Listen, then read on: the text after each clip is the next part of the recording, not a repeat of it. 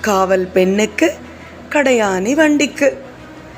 விவேக சிந்தாமணியில் இப்படி ஒரு பாடல் பாடப்பட்டுள்ளது.